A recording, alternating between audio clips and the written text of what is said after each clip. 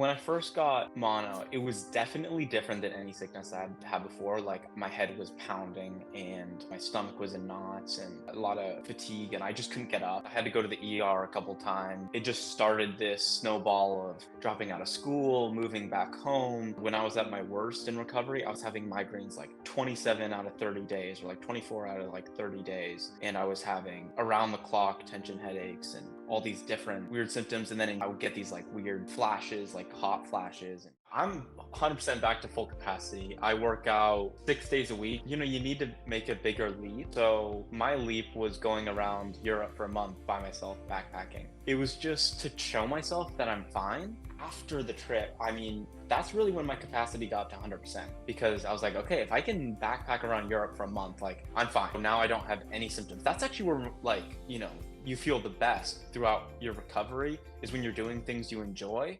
How's it going, Thrivers? Miguel here with CFS Recovery. In this video, we have Danny, who's made some amazing progress and he's pretty much got his life back. He's fully functional, he's working out regularly, playing golf, very, very active. He's actually done a bunch of traveling in the last couple months as well. And he was dealing with this for, like about a year and a half. And a lot of it was chronic pain that he was dealing with. But Danny, I'll let you introduce yourself. Hello, everyone. My name is Danny Tiscareño. I'm actually a student of economics at USC. And my story started when I got mono or maybe long C. And I had it for basically a year and a half. I was going just absolutely in circles, trying every treatment under the sun and trying to find that magic pill. And then I joined this program about a year and a half in. So maybe 6 to 7 months ago now. And now I'm gonna disagree with Miguel here. I haven't partially gotten my life back. I've completely gotten my life back. So I'm operating at 100% capacity, even more so. I think I do more than most people. And I still have a little bit of chronic sensation, like hypersensitivity. That's kind of the only residual symptom, but I definitely consider myself healed from CFS. And I'm just still working through getting just from maybe 95% over to that 100% mark on the chronic pain hypersensitivity part of it.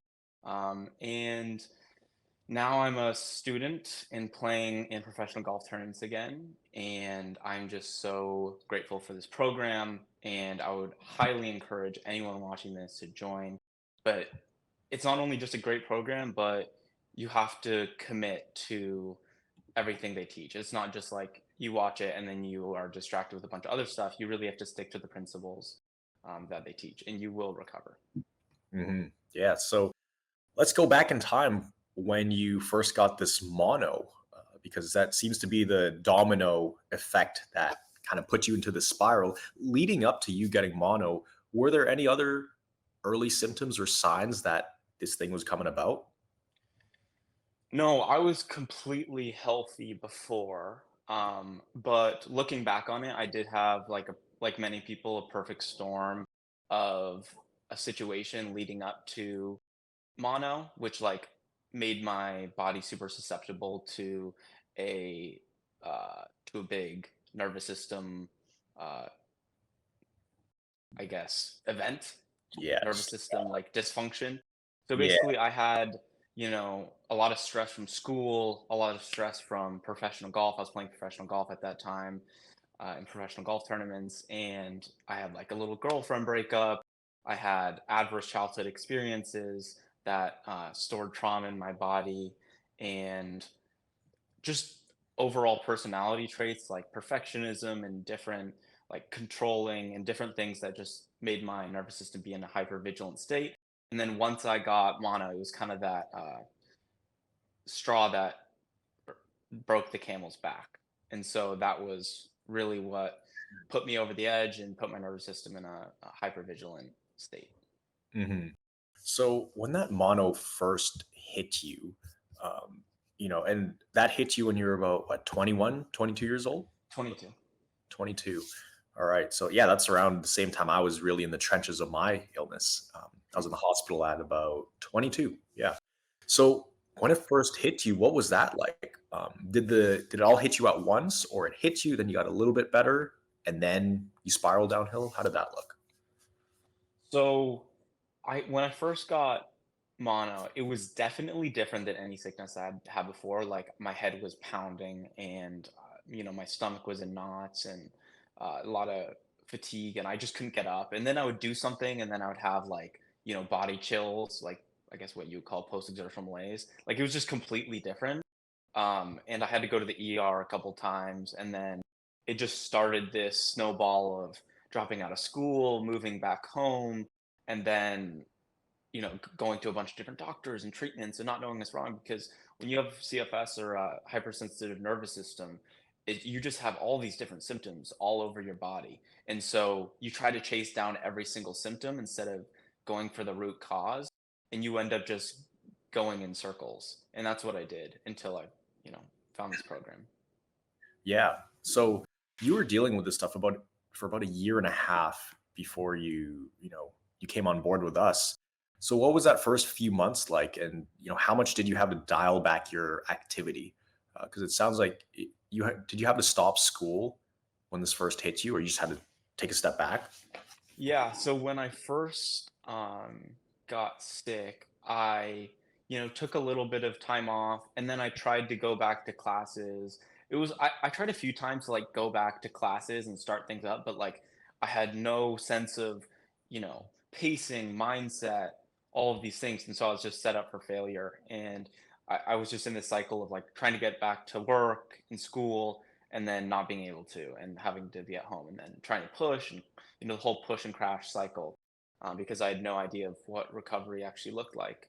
So I definitely had to dial back, and then I had to move back home. And looking back on it, moving back home and uh, doing all these doctor appointments was actually hurting my recovery journey. I wish I would have just tried to dial it back a little bit instead of dialing it back, halting it to a complete stop. I wish I would have, you know, kept working a little bit, even though I had symptoms, and just kept my capacity a little higher.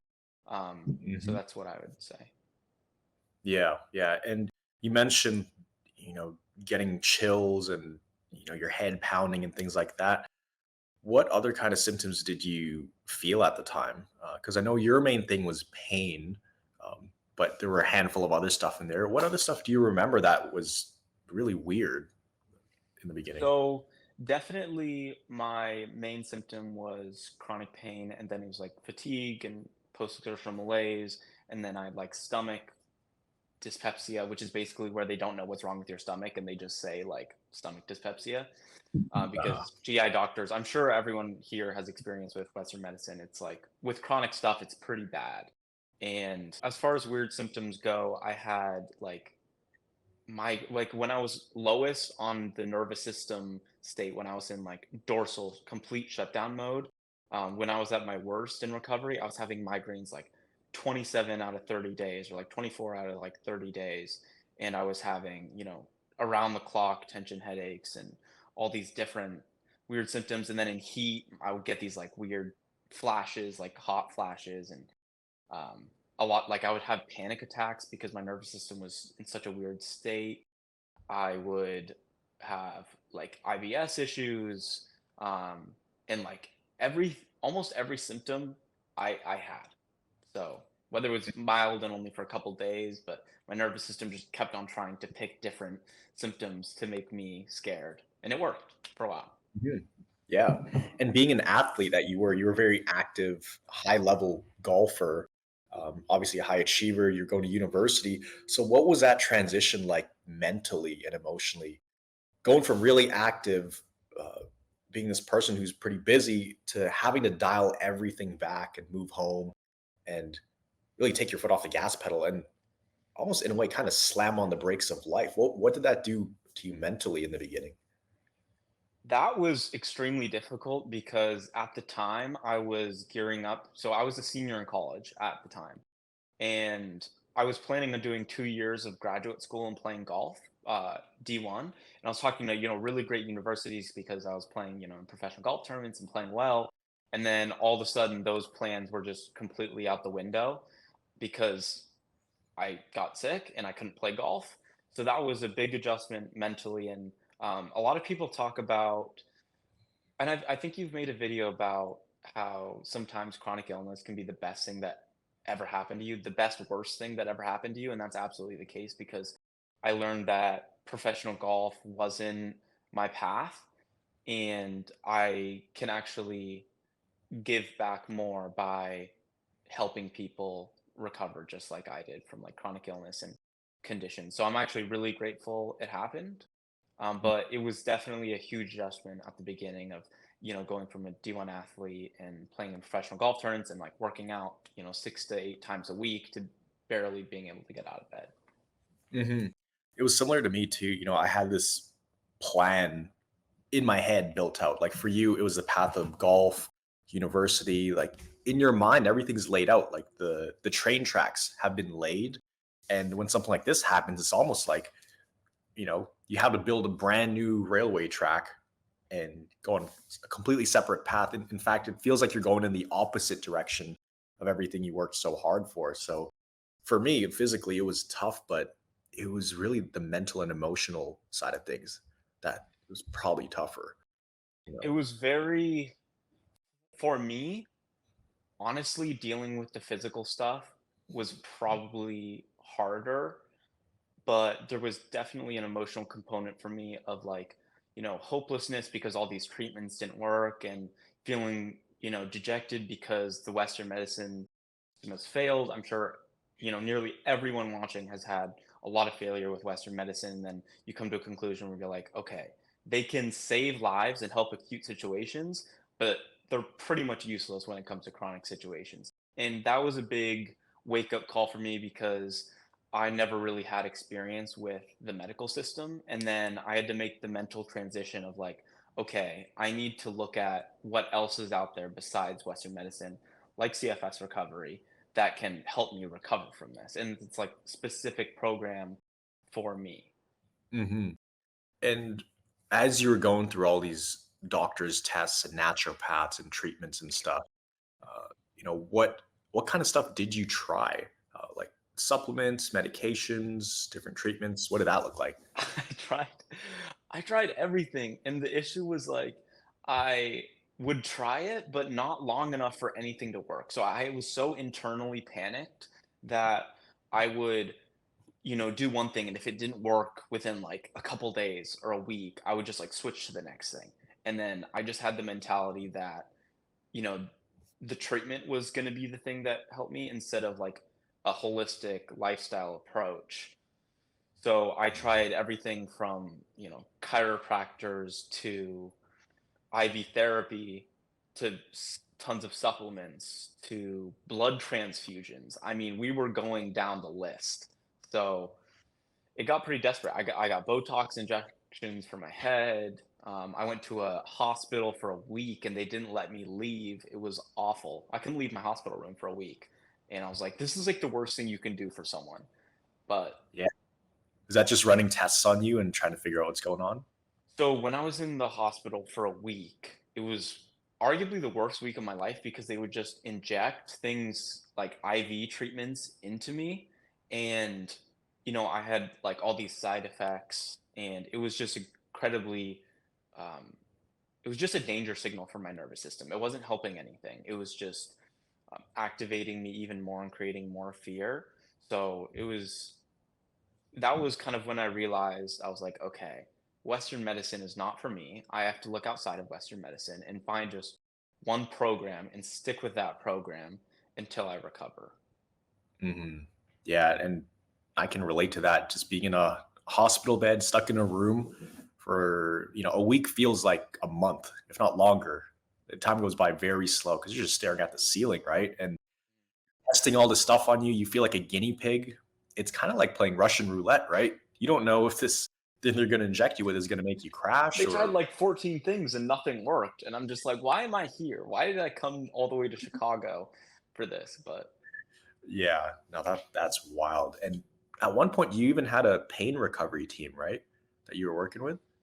yes, I actually so I decided to stick with two programs. For me, I had like CFS and chronic pain. So I kind of was like, okay, I need team of for payment processing, and I needed like the program for CFS. So for me, the payment processing team was pretty helpful because I actually believe in payment processing therapy, and it just helped me understand pain science and gave me different coping mechanisms. So it was actually supplementary to CFS recovery. I was doing it at the same time, and it was nice because CFS recovery is very much in line with like modern pain science and how to recover. So there wasn't any like miscommunication. But for me, I promised myself that I was going to stick with CFS recovery until I recovered.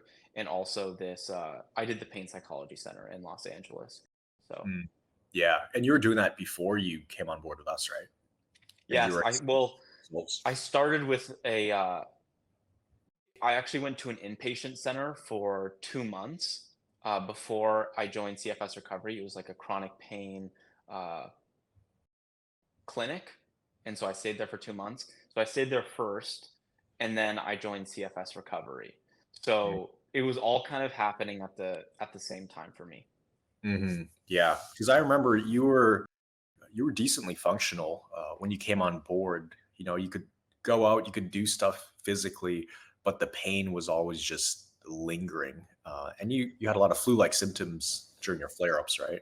Yeah, I would say when I first joined, the chronic pain was a lot worse, and I had a bunch of different symptoms. Like I had post-exertional malaise. I don't get that anymore.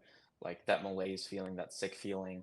And then I was probably at 40 or 50% capacity. I was semi-functional, but off like 6 months later now I'm at 100%. So I'm really happy about that. Yeah, I mean you're working out a lot. So, um, once you did come on board, what made you have that mental shift to be like, okay, I'm gonna stop. I need to stop trying all these different things. I need to stick to one thing. What made you really want to stick to this particular approach after trying so many things in the past? That's actually a really interesting question, and I would ask everyone to frame it like this. So I'm a professional golfer, and or like I played in professional golf tournaments as an amateur, and I don't have 10 different swing coaches for my swing because they all might be the top 10 swing coaches in the world, but they teach different swings. And so I would be much better off just sticking to one good one and using that until I, you know, get really good.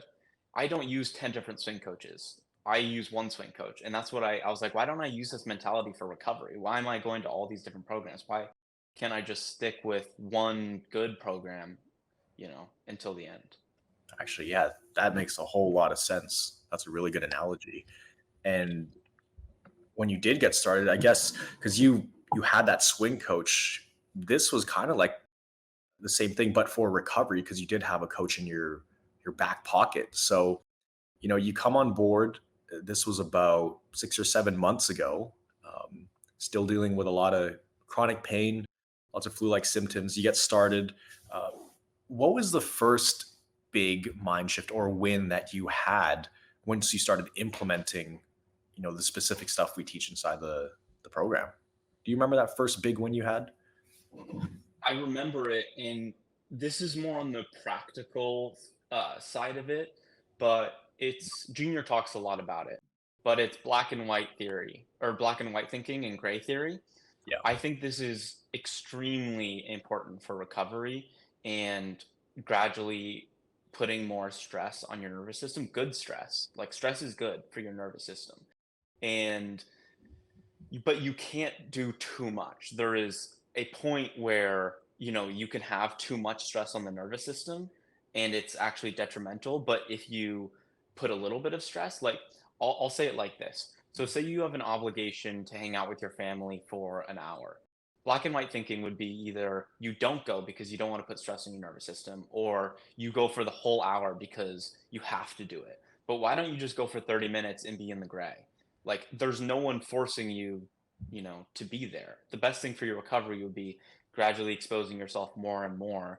Maybe you start at 15 minutes, then, in a month you go to 30 minutes, and then 45 minutes, and just gradually expose your nervous system to more stress instead of loading it all at one time. And yeah, it's like the all or nothing approach, right? That's like black and white. And the reason a lot of us fell into this, right? Because we push so hard and even just the way we think, it's so all or nothing. And yeah, a lot of people find that principle super useful, the gray theory, because it Mhm. can be applied regardless if you're bedridden and you're trying to take a shower once a week, or you're trying to play golf again. It's so applicable. It's pretty much chunking down activities into bite-sized pieces Mm. and not writing off the whole activity if you can't do a full hour or 30 minutes. Like, okay, do 5 minutes or go do 10 minutes instead of an hour, things like that. So what were the first big changes that you felt, in terms of your symptoms shifting and in terms of capacity? Like how was that in the first month or two of implementing this stuff? I remember one of the principles and one of the things I learned from CFS recovery was that progress is not linear. So it wasn't like the whole entire time I was like, oh, like I'm making so much progress, like day to day. But then you think of month to month or week to week, and you realize like you're getting a lot better and exposing yourself to a lot more stuff and becoming like a normal person again. So I think that, you know, understanding that progress is not a linear path, and some days your symptoms might be a little higher, and some days they're going to be lower. And you just have to, manage and create your day based off that. But I would say that at first, I didn't have improvement in my symptoms, but I kept on sticking to the program because I told myself I was going to stick to the program until I recovered. And then, over time, month to month, you start to see the progress. You're like, oh, I have a lot less symptoms now. Oh, I don't get, post-exertional malaise after, um, you know, running for 10 minutes. It's just, you just suddenly look around and being like, wow, look how much progress I made. hmm Yeah, it's usually a very gradual, like almost not noticeable as you go through it. But if you look at it day to day, it's hard to really see those big differences. But you zoom out and look at week to week, even month to month. That's when you realize, holy cow! 2 months ago, I was definitely not doing this, and if I was, I'd be very symptomatic. So then, Mhm. was that something that helped you? Is just taking a look at where you were and comparing it to 2 months ago, and really seeing how the symptoms have improved and capacity has improved. It was definitely extremely encouraging. And I knew the program worked because I'd seen other people recover. And you kind of just have to think like, why am I so special that I can't recover following these like principles? Like why do I think that I can't recover? And then you realize like, okay, all these other people recovered, like why can't I? And then you just stick to the process, and eventually if you keep on, everything I'm saying is just what the program filled my head with, like the mindset that I curated over the last 6 to 7 months.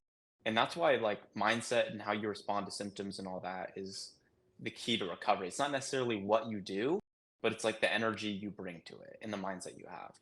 True, absolutely. And actually, the coaches were just talking about this yesterday on a meeting. It's like, you know, there's a difference between just repeating the words and saying the things that the coaches say and believing the words and believing the principles and things like that. And I think in the beginning, it takes some time for it to kind of marinate in your mind, the principles and all of that, because you actually have to see it work a little bit for you to be fully on board. But once you start seeing those things working, start seeing the improvements, then your brain goes, aha, now we have a predictable way to achieve these results. Let me just keep doing that same Mhm. process.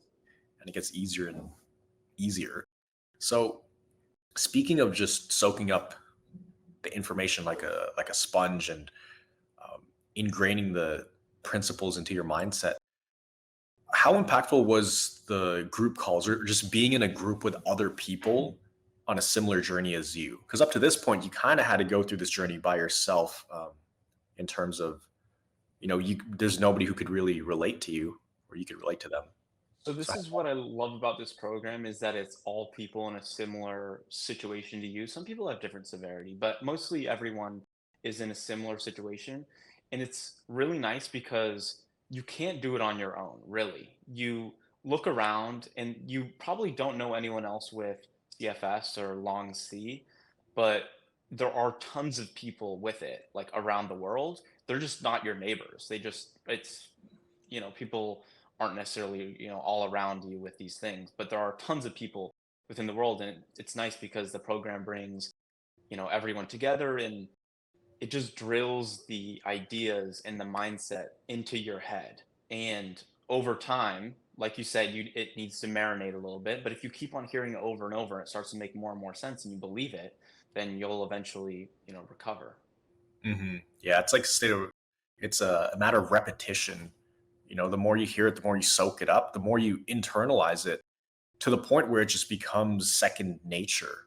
You start thinking in the language of recovery. You start seeing yourself as recovered, right? And I think a lot of people, I want to ask you this. Did you find that once you really understood the principles, that uh, it's almost like you were already recovered? It just took time for your physical body to catch up, but mentally you knew it was in the bag. Did that ever happen for you? I actually, I'm trying to think about my recovery, and I think it was like as I grew the mindset, like it's not just like one day I got it, but as I grew the mindset more and more, it's like my progress followed it. Like it's not like for me, it wasn't like mindset and then symptoms. It was more like symptoms and mindset like going together. Like as I gradually improved my mindset, my symptoms like went along with it. hmm Yeah, I always saw symptoms as like a lagging indicator, but Mm. the symptom severity or my overall physical situation was a reflection of the previous 1 or 2 weeks of the mindset that I had. So it would always follow how my mindset was. If I was more negative or, just more anxious, would definitely feel more symptoms shortly after. But Mm. if I was handling it well, you know, the following week I'd feel way better. Uh, not Yeah, symptom. it's not necessarily immediate feedback. A lot Yes. of the times it's like a very gradual process. And I think that's why you see progress week to week and month to month instead of day to day. Yeah, for sure. And that's why it can be confusing as well if you just go based off symptoms. You have to determine your not success in recovery, but measure recovery by how well you're responding to symptoms. Because that's the one thing you can control, right? Symptoms And can that's just even so CFS is like a TMS, or like as Dr. John Sarno says, it's like a TMS condition. And one of his rules is think psychological and emotional instead of physical. So when you have symptoms, you have to think about like where your emotional state is at, whether you're stressed, whether you're anxious, or you have repressed anger or something like that, instead of thinking like, oh, like my neck is straining, like my neck's misaligned, and that's why I have this like head pressure. It's just you have to think. That's the important thing about mindset is you have to think about where your head is at instead of trying to chase down every symptom. yeah. And I think that's the tricky part where a lot of people get lost. I was lost for years with this because it feels like such a physical thing. Um, and it's hard to connect the dots of like, okay, feeling these physical things. Of course, this is frustrating me. This is making me anxious, um, not knowing what's going on, but making the connection that these emotions actually fuel the physical symptoms because the emotions are not so obvious. They can be very subjective too because you can't see them, you can't measure them tangibly, but you have to become very good at getting in tune with your body or with your mind and what you're feeling. And as Mm. soon as you get that under control, that's when you really start to take control of the symptoms. So for you, I mean, you've made a ton of progress, come such a long way. What were some of the most helpful things you did in the last 6 or 7 months? I'd say the top 2 or 3 things that really helped you. I know that there's probably so many things, but it could be something you said to yourself. could be a certain principle of recovery. What really helped you so that people might be able to take something away, like a golden nugget they can apply? If I got CFS for the first time, or if I was in a position where I still had CFS, what I would absolutely do, the first step would be to join a good recovery program. You cannot do it yourself. There's just too many dips and troughs in the recovery process. You need some accountability, you need the knowledge. But it's not just about finding a great program, but it's about sticking with that program until you recover, making a promise to yourself that, for example, you're going to stick with CFS recovery until you recover. You're not going to, do it for a month and then you don't see immediate progress, or like you're not fully recovered and then you switch. That's just, like I said with the golf coach analogy, you don't change swing coaches after a month. You wait and you stick with a good one until you have a good swing. That's exactly how I would treat recovery. And Mm. then what I would also say is you need structure in your day as you recover.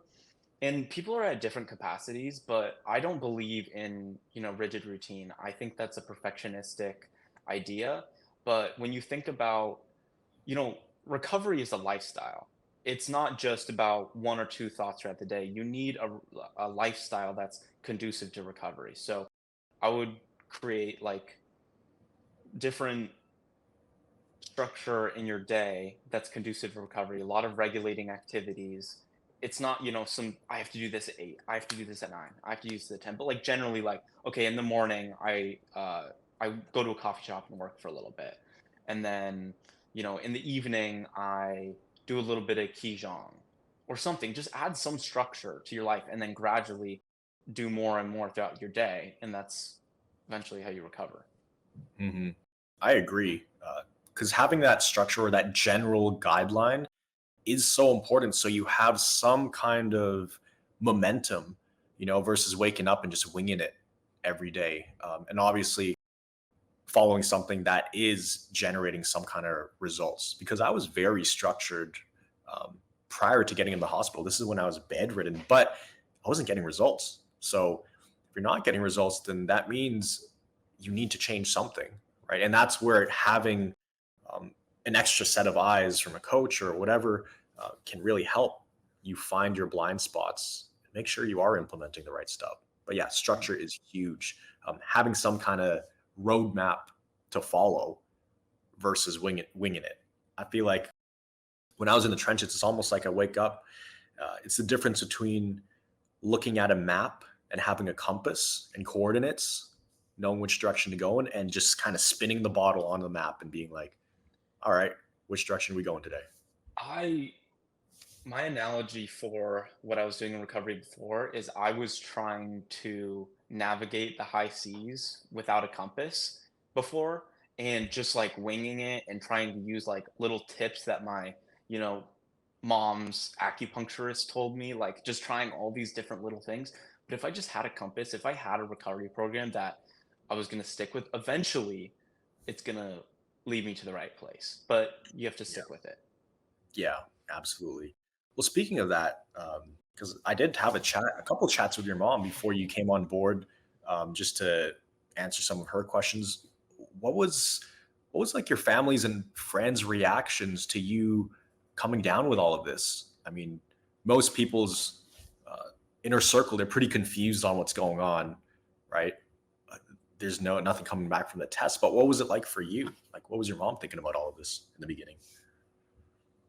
So my parents were actually pretty empathetic and they believed me about what was happening to me because I never really had any health problems. I'm not necessarily a dramatic person. So they believed what was happening to me, but it was extremely confusing because for the first like year I was getting like all these different diagnoses and chronic EBV and inflammation of the brain and all this scary stuff. So they didn't know what was going on, so they couldn't necessarily help. But once I got diagnosed with CFS, it was like, okay, this kind of makes sense. Like, where do we go from here? And I think my parents are really, really happy with where I'm at now. They're really glad they helped me join CFS Recovery. I remember I was the one that found CFS Recovery, but I kind of sent to my mom and I was like, check this thing out. I've been thinking about it for a while. Like, I think I was looking at your channel for like 3 months before I eventually joined the program, and I just wish I joined sooner. And so that's eventually when I told my mom, I was like, okay, I want to join this program. And then, that's when she talked to you. Yeah, yeah. So they were like super supportive the whole time.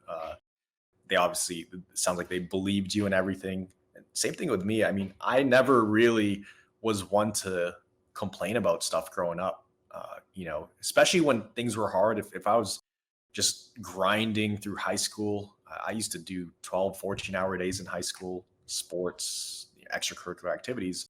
I would never ever complain. And if there was an injury, I'd kind of suck it up and just deal with it. So when they saw me complaining about headaches every day, uh, skipping work because I was so sick to even go out, they'd never seen that side of me before. So yeah, they were super confused, especially when the tests were coming back normal. I definitely got a million tests and nothing said anything was wrong, but they knew I had a chronic illness. And it was just that no one in our family or our friends or our uh, just immediate circle had a chronic illness or chronic pain. So I was kind of like the first person to get it. And there was just like no roadmap. No one knew what to do. So we were just kind of winging it. Yeah, and there's nothing to reference, right? Like Hmm. there is no blueprint for it that you know of, which makes it confusing. Even the doctors that don't seem to have a blueprint. So it's kind of like you guys against the world. It feels like, you Hmm. know. But, So once I got into a more holistic recovery, that was when, things started to change for me. It's about, since it's a brain and body condition, you have to manage both. It's about both mindset and, kind of structure what you do throughout the day. So yeah, that's what I would say. I was just so lost in the beginning. No one knew what to do. yeah.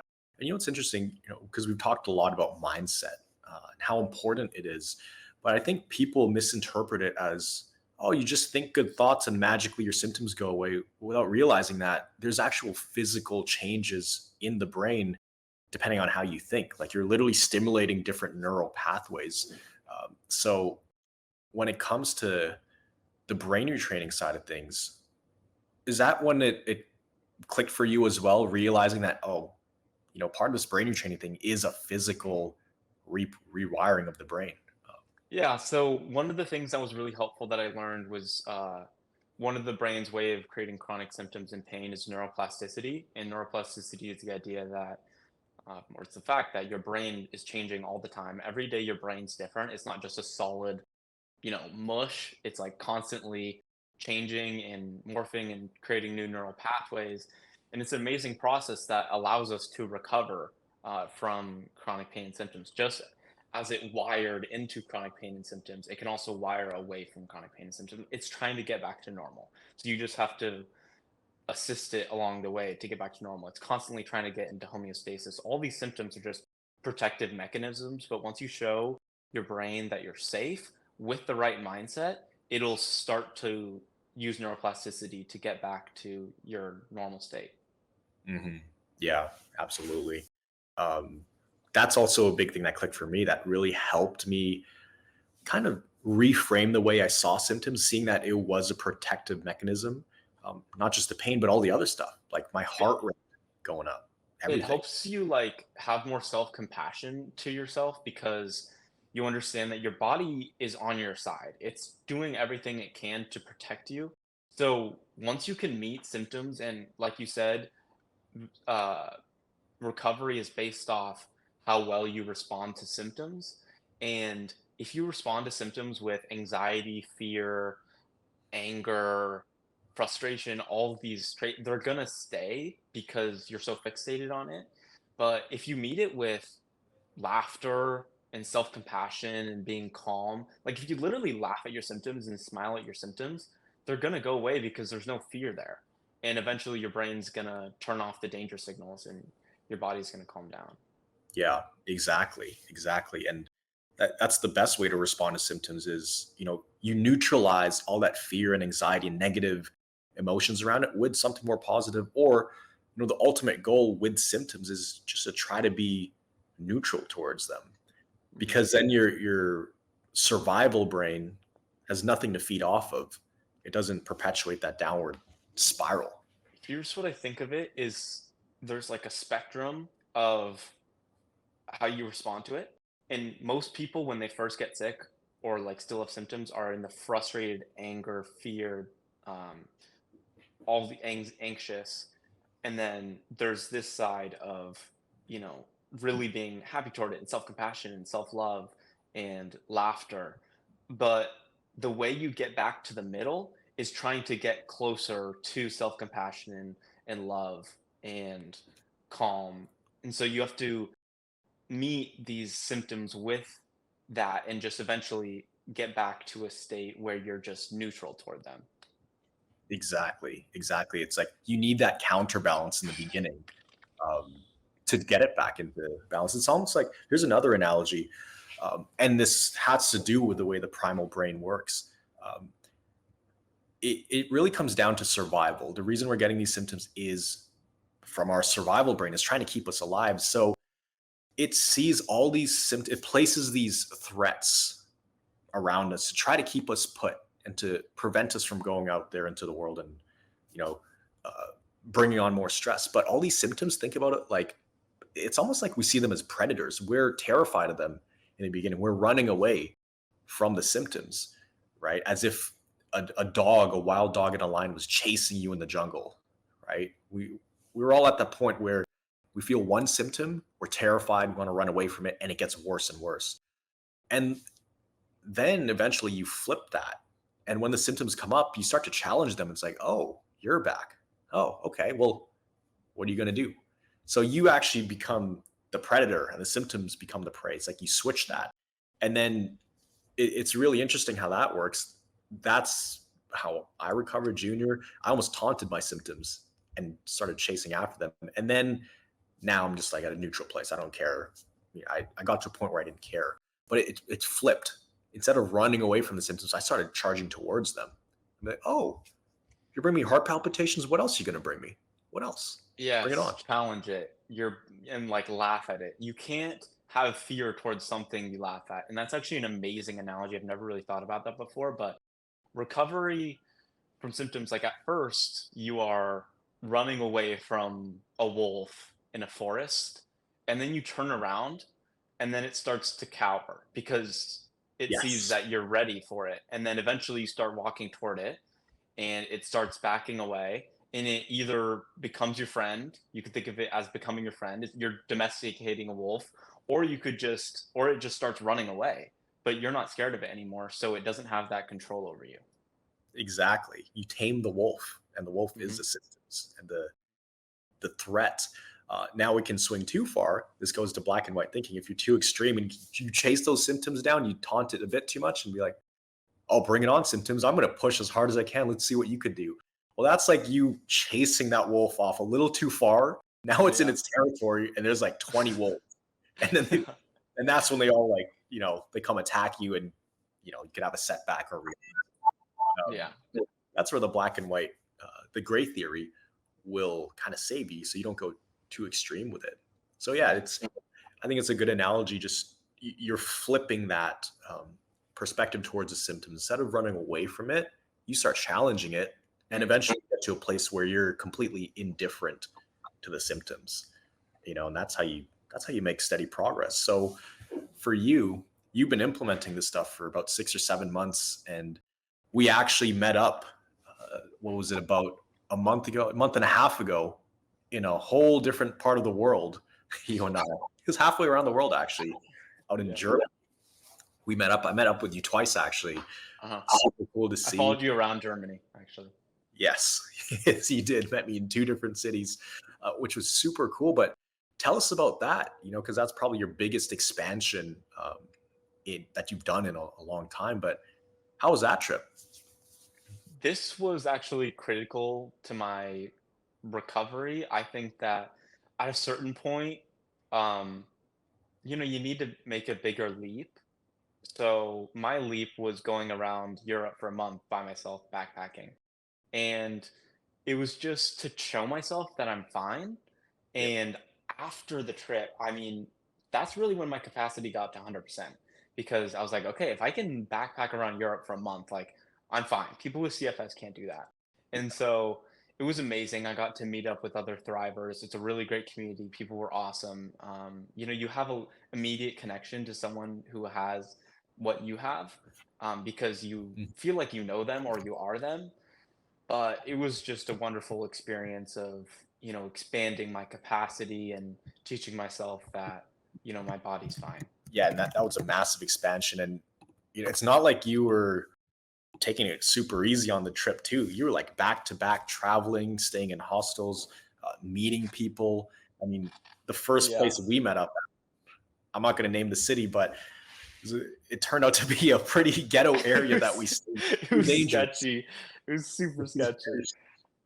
Yeah, but we both survived that one. But you know, your nervous system, it wasn't the it wasn't the chillest trip. It was go go go. So I know, you and know, I think that I was so excited to expand my baseline and my capacity. I just like went really, really, really hard and like kept on like way more than a normal person would do. And I was getting a little bit into old habits of going too hard and not resting. And then I think that also helped. That's what the trip taught me. Is like normal people rest. Like resting is okay. People think that like if you rest, you like still have CFS. I'm like, no, like it's just that normal people take naps and rest and like sleep a proper amount and have off days, like you don't have to be this superhuman. You can just be a normal person. yeah, and so it was a good kind of lesson for you too that it's okay to pump the brakes a bit, take a day off here and there, but you also got to expand capacity quite a bit, and really it was like the ultimate stress test, for your nervous system, literally a stress test. I passed. Physically, So well, yeah, you passed it with flying colors. So that was awesome, and you came back home after a month on the road, traveling all around Europe, and now you're working out pretty regularly. So tell us what you're doing now for your workouts. yeah, I'm 100% back to full capacity. I work out 6 days a week, but the difference is I just work out for shorter because I feel like if I go for too long, I'm not able to work the same. Um, Not any like CFI, just like energy, practical energy, just like anyone. Like if you work out super, super hard, like you're not gonna have as much energy for the day to Yeah, get your work done. So I do about 30 minutes a day, 6 days a week, far more than a normal person. So, and I completely love being able to go to the gym. I miss it. I've gotten my that ability back. It's just something that when you're sick, you don't think you're going to be able to do again. And I'm just so grateful that I joined this program. And so now I'm able to get back to the gym. yeah. And when you're working out, any headaches, any pain coming up?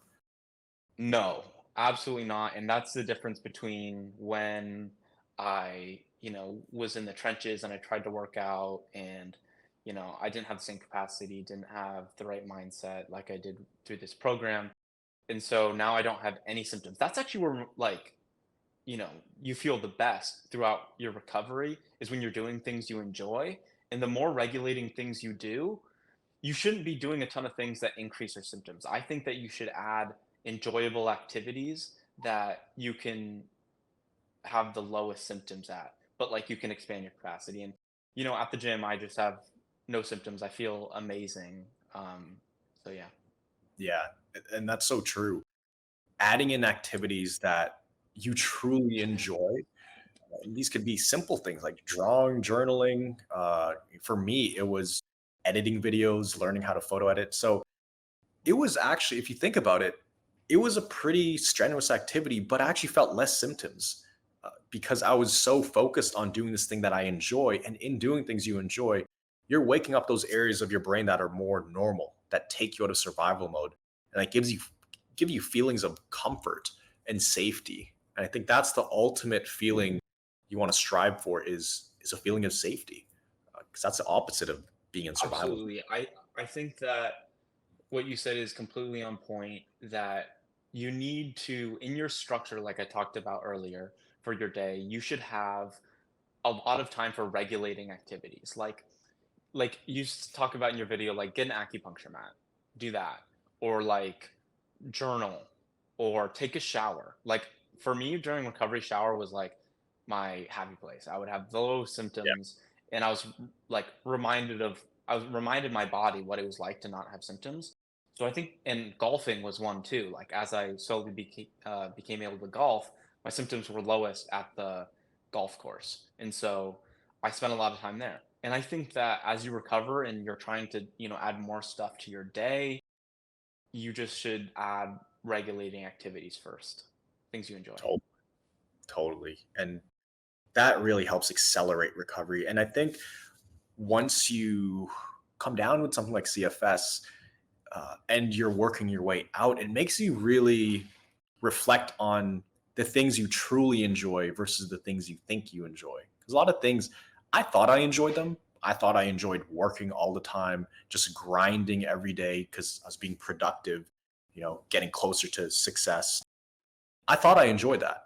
But once that was taken away, I was like, what do I really enjoy? What am I thinking about? What do I really miss when I'm in Mhm. this bed and I can't do anything? It's like I miss hanging out with friends, laughing, hanging out with family, eating good food, having new experiences. So it really made it a lot more clear what I truly valued, what I truly enjoyed, not what I thought was fun for me. So it was kind of like hitting a reset button, making me really look over my It life. really makes you reevaluate what Yes. you enjoy doing, what your life path's going to be. It completely changed my life path from, wanting to be a professional golfer to a different path that I'm on now. So it's just, it can be the best thing that ever happened to you because you reevaluate like what you want, what's your ideal day, Mm, and you can go from there. absolutely. Speaking of, your new path now, maybe just share with us what you're working on these days. I know it, but the people would love to hear about all this content you're putting out about your journey and giving back and helping others and having an impact. Yeah, so that's what I learned for my recovery. One of my lessons was that I really felt that going into professional golf was going to be slightly a selfish path, and it was going to get me what I wanted, but I wasn't necessarily going to help others. And I really wanted to be able to have an impact and be able to help others. And I think it's so cool to be able to literally change someone's health. And so what I do now is I run a YouTube called Chronic to Cured. I'm sure you will link in the description. It's a YouTube. I put out daily videos about having the right mindset, and then I also put out a bunch of videos about chronic illness and chronic condition recovery, all supplementary and all what I learned from CFS recovery and different research I've done on studies on chronic pain supplementation, and it's just a great.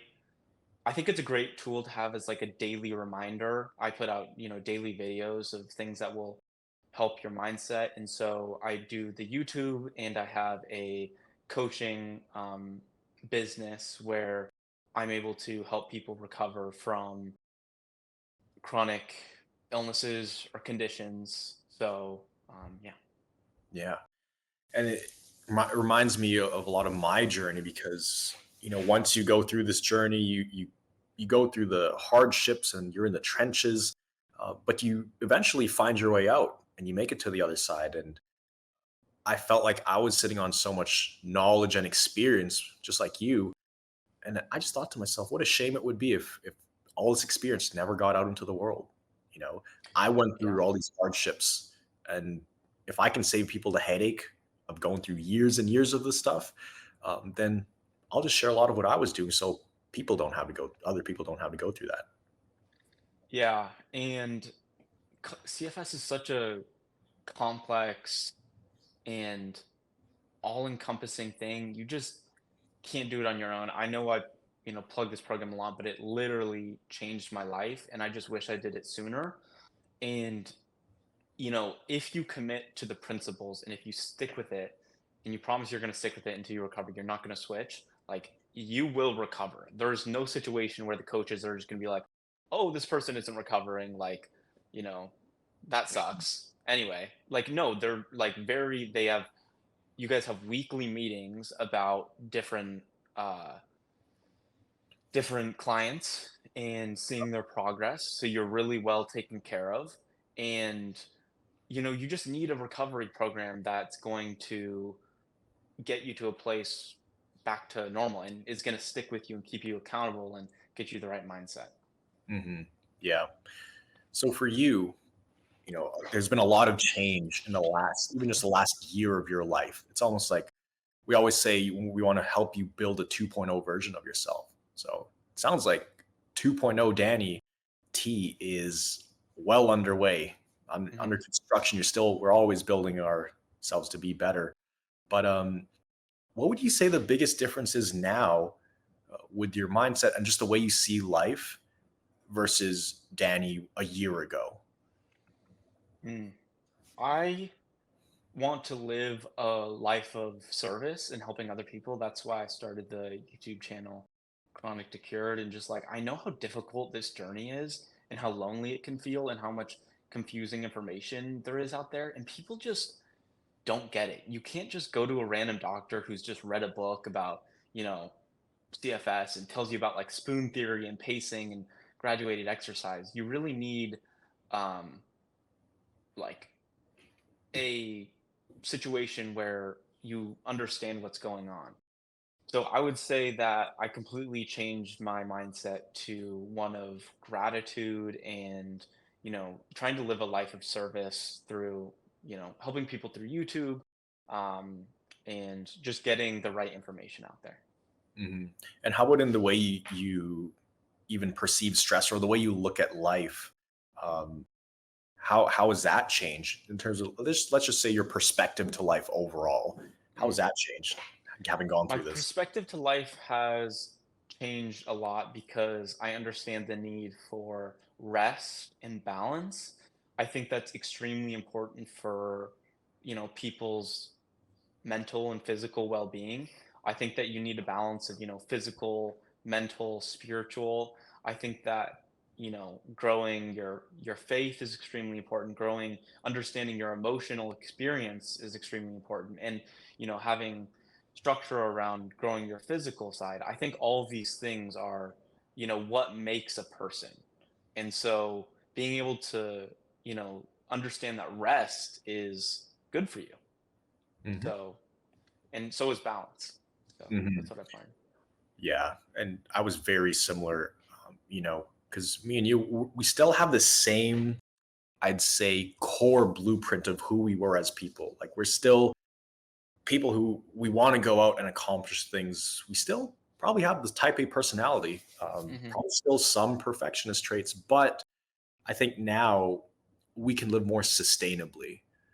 So that doesn't mean we can never put the pedal to the metal. We can never have really busy working days and be doing a million things at once. But the difference now is we don't keep it at that pace. We know when to slow down.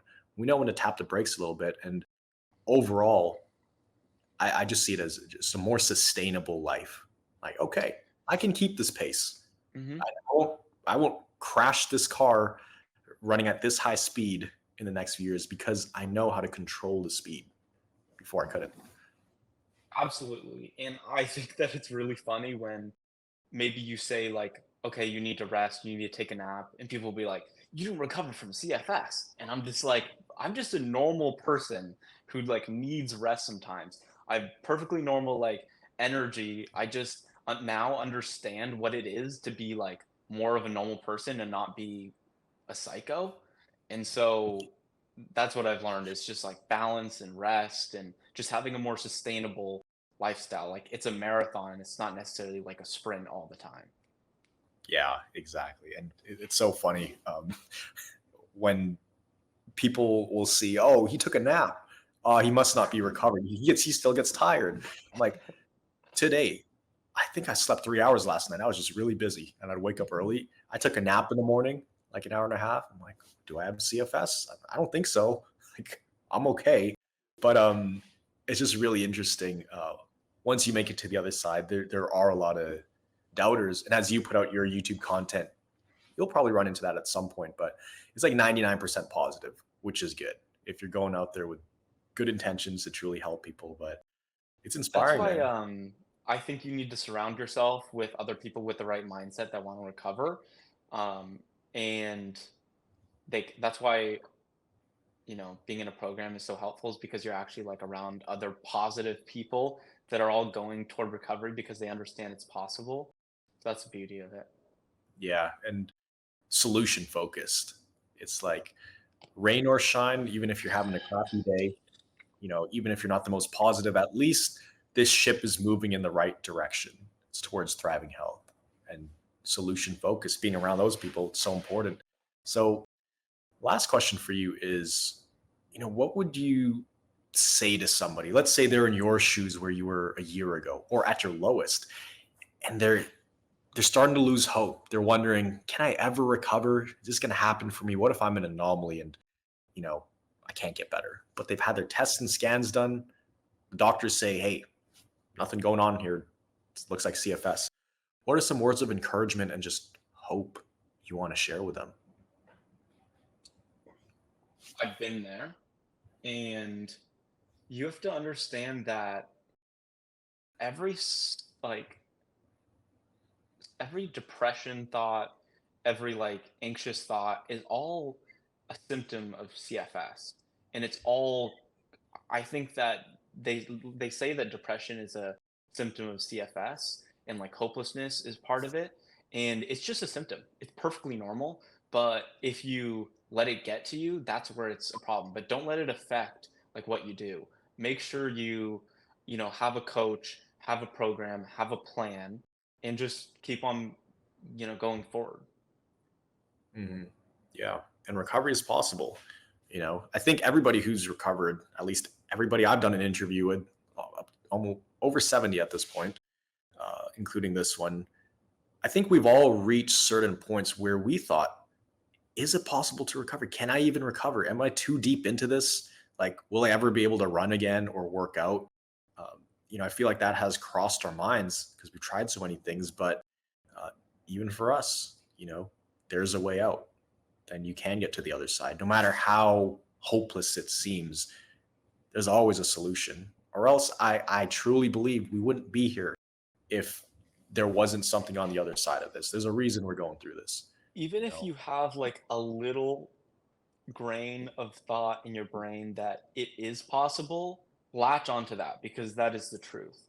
Every thought you get that recovery isn't possible, I'm going to say forever, it's just CFS. So it like that little kernel, that little voice in your head telling you to, keep on going and recovery is possible. Just look around and like all these recovery stories, you can find thousands of CFS recovery stories online. And it's just really silly to think that, oh, this person just, was lucky or whatever. It's like, no, it takes a whole lifestyle. You have to dedicate your whole life. You have to join a program. You have to stick to the principles. It's possible. Hmm. Absolutely. So, Danny, it's been a great chat. This time went by super quick. I feel Yes. like we could talk here all day for hours. We dropped a Yeah. lot of golden nuggets in this one, but really appreciate you coming on here. Is there anything else you want to share with the audience watching this right now for people dealing with CFS and all these symptoms? Yes, I have been there and I'm on the other side. And I would highly recommend joining CFS Recovery. I'd recommend going to my YouTube channel, Chronic to Cured. I talk a lot about chronic illness and conditions and how to cope and recover. You just need to find good sources, good programs, good coaches, and just stick with that. Cut out all the noise, cut out all the extra stuff, and just stick with those, and you will recover. Hmm. Absolutely. So, Danny, really appreciate your time. For all of you guys watching this right now, I say it in every video, but this one, definitely watch it back like 5 times because we dropped so many golden nuggets in this one. And this is the stuff we teach. You obviously have this stuff ingrained, Danny. You understand recovery inside and out, which is why you've made all this progress. And that's our ultimate goal is not just to tell you what to do, is to help you understand what's going on and how to get out of this. So you have the tools forever and you never crash. You never fall into Mhm. this situation again. So if you guys found this super helpful or can latch on to a golden nugget, comment down below. What was the biggest takeaway from this one? Or even your top two takeaways? Because there were a lot of golden nuggets that we dropped. And if you did need some extra help, if you did want some guidance on your recovery journey, that's what we're here for. You can click the link down below and apply and see if this program is a good fit for you. But other than that, always remember that you are a thriver and you are just one mind shift away from living a life with thriving health. So we'll see you guys in the next video. Danny, thank you so much and keep on crushing it, man. We'll do another one Will soon. do. Yeah.